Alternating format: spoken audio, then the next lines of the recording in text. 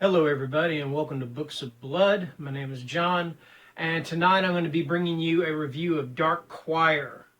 I do apologize that I cannot get this thing to come in very clearly. If I turn it too far this way, it gets the glare hits it. It's a really dark cover, so again I apologize. I do wish you could see it better because it is a pretty awesome cover. Anyway, I'm going to read the synopsis of the book and then I'll give you my thoughts on it. 6 victims, 6 perpetrators, a means for the scarred, abused, and powerless to take their revenge upon those who have wronged them, to make them pay the ultimate price for their crimes. Dan Hepworth is forced to return to his hometown of Scarsdale after his mother's death, where memories of fear and abuse still haunt him. His disabled sister, Lindsay, and her live-in nurse, Allison, still reside in his mother's isolated rural house, where Dan is to spend the next few days for his mother's funeral. However, all is not right in Scarsdale. A ghostly robed man walks the hills around the town at night, and unearthly singing had been heard coming from the derelict asylum across the valley. Worse still, retired nurses and ex-patients from the asylum are being targeted at night by unknown assailants, enduring psychological and physical attacks on their person and property, with the word choir scrawled across the walls of their homes after each attack. When Dan's sister, Lindsay, is visited by the robed apparition and those around her are stalked by the violent assailants, Dan begins to uncover uncomfortable truths and dark secrets about the asylum and his former patients. Dan starts a perilous journey into the past as he gets close to finding out the identity of the nocturnal attackers, the abuse carried out on those too weak to defend themselves, and the reason why the ghostly singing can be heard from the asylum at night. Alone and isolated in the rundown former hospital, Dan will need to accept the mind-bending truth as he comes face to face with the Dark Choir. Okay, first things first, one thing about this book is, and this is actually going to be kind of a warning, if you are in any way triggered or affected by scenes of abuse, and I mean especially scenes of child abuse, abuse upon people with disabilities, either physical or mental disabilities, then this book is going to be a tough read for you, okay? I had trouble getting through it. Now, that does not mean I thought it was a bad book. I actually thought it was an excellent book, but I had trouble getting through it because there are scenes where these patients, these asylum patients, and also Dan's sister Lindsay, who has cerebral palsy, there are scenes where they are tortured by orderlies, by staff, whatever, and it's horrific. One of the characters in the very beginning of the book, he has, I can't remember what exactly is wrong with him, but he has a mental condition where he can't stand to see his own reflection, and his assailant uses that against him by putting him in a room with mirrors just surrounding him, and it nearly causes him to gouge his eyes out. Lindsay herself is tortured by this reverend who is basically the major villain in this book. And he's been a thorn in Dan's side ever since he was a young boy. He was a friend of Dan's mother.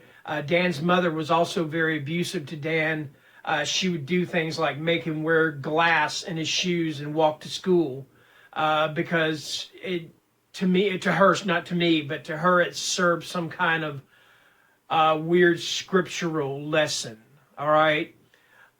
There's another character that is nearly drowned and just constantly bombarded with these cold showers, and it just scares him to death. There's another young man that has Down syndrome that this one guy seems to make a game out of just scaring the hell out of him. So yeah, like I said, if that's something that's a trigger to you, because it is to me, I don't like to see stuff like that. I didn't like actually reading about it. So the thing about it is I got through this book and all these horrible things are happening to these kids, and there's like this apparition that you see And like I said, you see the word choir. When the word choir is written, it's either in, I think one instance is burned on, another instance of several instances is written in feces on the walls of these people's houses, both victim and assailant. And but what happens, I was sitting there wondering to myself, I said, all this stuff is happening to these poor patients. And, you know, and there's, of course, this supernatural element to the book, definitely, that's for sure. So I'm sitting there thinking to myself, I don't like what's happening to these people. You know, I mean, these are less fortunate, less, you know, they can't defend themselves, all right? And I'm sitting there thinking, you know, I'm getting toward the end of this book, and I'm hoping, like, you know, I'm thinking, please let there be some kind of retribution for these patients. And luckily, and I'm not saying this is a spoiler, it's not, but luckily there is retribution, and they are able to get vengeance on their captors, you know, after such a long, long time. And again, I don't think that's a spoiler. What would be a spoiler is me telling you how they do it.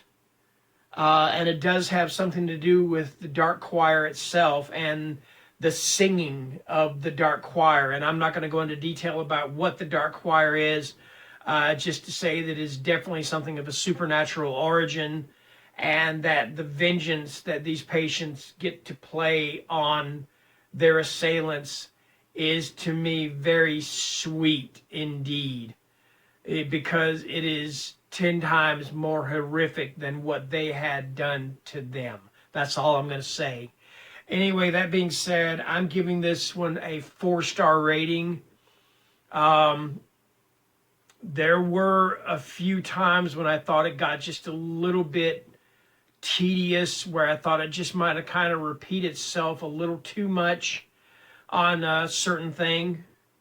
But overall, it's an excellent read.